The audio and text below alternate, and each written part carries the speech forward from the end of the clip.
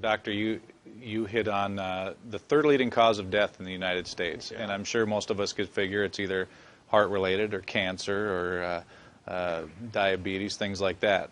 Can you clue us into what that is and why? Yeah, okay, and thank you for asking that, because this is the 10,000-pound gorilla in the room that nobody's talking about. The third leading cause of death, as published in the Journal of the American Medical Association, is MD-directed treatments. This means you go to a medical doctor, an MD. He gives you a treatment and you die from it. According to the United States Department of Health and Human Services, 15,000 Medicare patients a month are killed by MD treatment, and nobody goes to jail. A handful of terrorists fly 2 planes into the Twin Towers. 3,500 people die, and we go to war. But 15,000 people a month are killed by medical doctor treatments, and we don't bat an eyelash. This is because we have been, I don't want to say brainwashed, that's not the correct term, but we have been, for the last 100 years, kind of led into this false belief. You know, I think it was Marcus Welby that started it, that the medical doctor is king and knows everything about everything. And really, you need to just shut up and follow your medical doctor's advice. Most people in the United States have no idea at all of the history of the evolution of medicine in the United States. In the early 1900s, it was a relatively level playing field between the chiropractors, the osteopaths, the homeopaths, and the MDs. In 1915, 1920, there was something called the Flexner Report.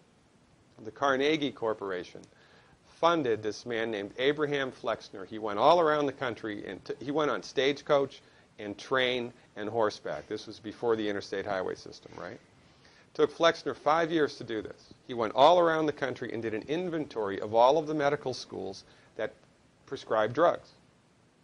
He brought the list back to the Carnegies, who owned drug companies, and then the Carnegies and the Rockefellers gave millions of dollars of free money to the medical schools and hospitals in the United States that were prescribing drugs.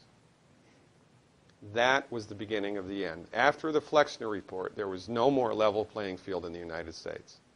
And the MDs started a juggernaut that's taken off. Most people in the United States think that the predominant medicine here, MD-directed pharmaceutical medicine, we think that those guys are top dog because their therapeutics are better than the homeopaths or the naturopaths or the chiropractors. It's not. They're in the driver's seat because of political and financial coalitions that were built at the turn of the century that most people have no idea of at all. And it's a gigantic problem. And I mean, it's crazy, right?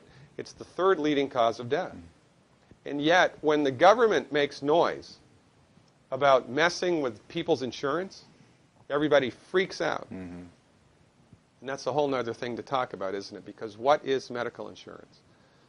When you buy medical insurance, what are you doing?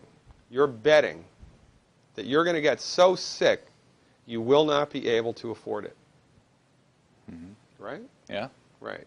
And then, so you pay good money every month to gain access to a system of medicine that's the third leading cause of death in the United States.